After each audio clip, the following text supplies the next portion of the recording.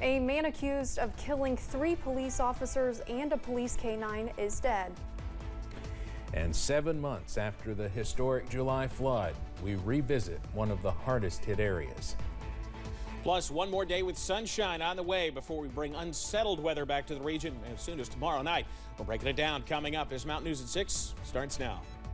Dedicated to Eastern and Southern Kentucky, this is WYMT Mountain News at 6.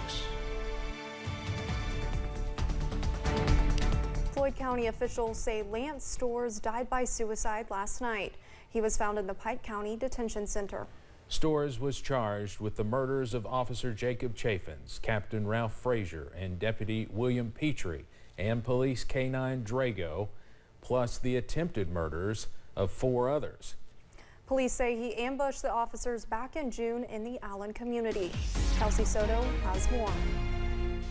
And at first it didn't, just really hit me or dawn on me, and just another phone call. But when I started making phone calls to some of the family members of those involved, then it changed. It's the news Sheriff John Hunt didn't want to deliver. Victims and their families will not have their day in court. Accused murderer Lance Storrs found dead inside his jail cell at the Pike County Detention Center just weeks before his next court appearance. And then you got Deputy Darren Lawson, who will forever have a prosthetic leg on account of this monster. And on the night that it happened, he hid behind a door. We never confronted this guy. He never showed his face. And Darren looked for that moment to look him in the eye. And he will never get that now. The sheriff, the police chief, and surviving Deputy Darren Lawson tell me they were waiting for their chance and opportunity to face him and see him in court. And now that's a day that just won't ever come. I try to put a lot of those days behind me. We have more good days now instead of bad days. Lawson still heads to Lexington twice a week for therapy. He tells me the drive along the Mountain Parkway is a beautiful break, but today he's having a hard time seeing past the rage. There's no sympathy. I'm not sad by any means. It's just, it's all anger. He tells me the hardest part is the words left unsaid, words he's rehearsed ever since he was shot on June 30th, and the words we'll never get to hear from fallen officer Jacob Chaffins, Ralph Frazier, and Deputy William Petrie. I can't put into words how mad I am at the fact that this is how it got to end. Because it shouldn't have ended this way. This is not how it was supposed to end, and it shouldn't have ended this way. And while the victims and families won't have to relive and endure a painful trial, they tell me they were robbed of this chance to lay their burden squarely on the accused. In Floyd County, Kelsey Soto, WKYT. Sheriff Hunt told us, quote, "Whatever the case, it's over. June 30th will always be remembered. We'll not speak his name from here on. We'll close that book with him in it, and we'll carry on our memories," end quote. 2 Whitley County men will spend at least 10 years in prison for their role in a drug trafficking case. A federal jury handed down the sentences recently for 33-year-old Anthony Anderson of Bethel Road and 45-year-old William Fields of Reynolds Hollow Road. Anderson will spend 250 months or just more than 20 years behind bars, while Fields was sentenced to 124 months, which is just more than 10 years in prison. Both were convicted of conspiracy to distribute more than 500 grams of meth or a substance containing meth and 100 grams or more of a substance containing a mix of heroin or fentanyl. A 20-year-old Wise County woman died after a crash in Washington County, Virginia yesterday. Virginia State Police say they responded to the 2-car crash on Route 647 just north of Route 654. Troopers said Anna McKnight was driving a Dodge Charger when it ran off the right side of the road, overcorrected, crossed the center line, and struck a Chevrolet Silverado. McKnight died at the scene. Jeffrey Fry was the driver of the Chevrolet. He was taken to Bristol Regional Medical Center for treatment. A Republican candidate for governor is announcing his support for medical marijuana in Kentucky. Agriculture Commissioner Ryan Quarles made the announcement during a campaign event this morning at the state capitol. Earlier this year, Governor Beshear issued an executive order allowing Kentuckians with certain conditions to use medical marijuana. Quarles says that order is making it harder to pass legislation. Well, Andy Beshear and his executive orders have muddied the water on this issue. I've talked to healthcare providers, I've talked to patients, but his executive orders, by bypassing the General Assembly, has caused confusion. The Kentucky Hemp Association once sued Quarles' administration over another hemp product, Delta 8. Quarles' office had directed law enforcement to consider the product illegal. A judge ultimately ruled against the department, citing the federal policy on hemp. Quarles says he will announce a new policy platform every week until the primary election on May 16th.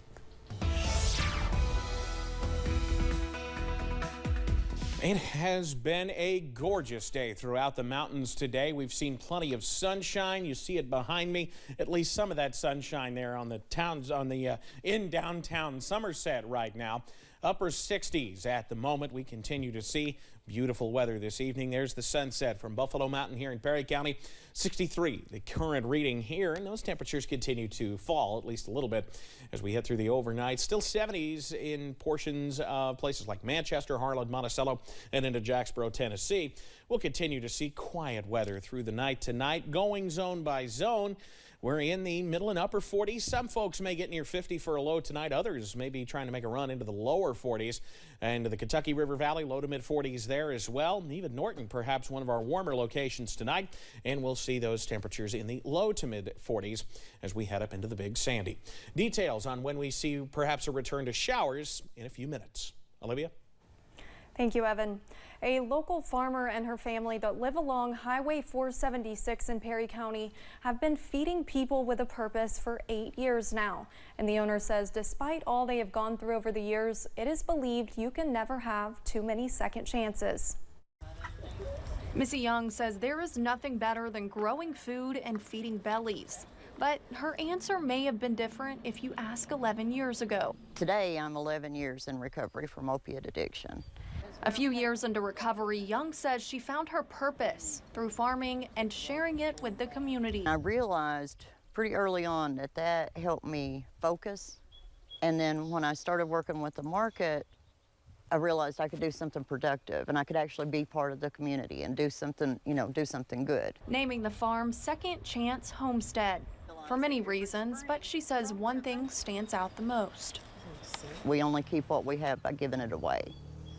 If I want to keep the peace that I found, I got to share that with somebody else. And that's ultimately my mission here, is maybe to bring another woman in recovery over here and let her get her hands in the dirt. But on July 28th, 2022, troublesome creek waters rose.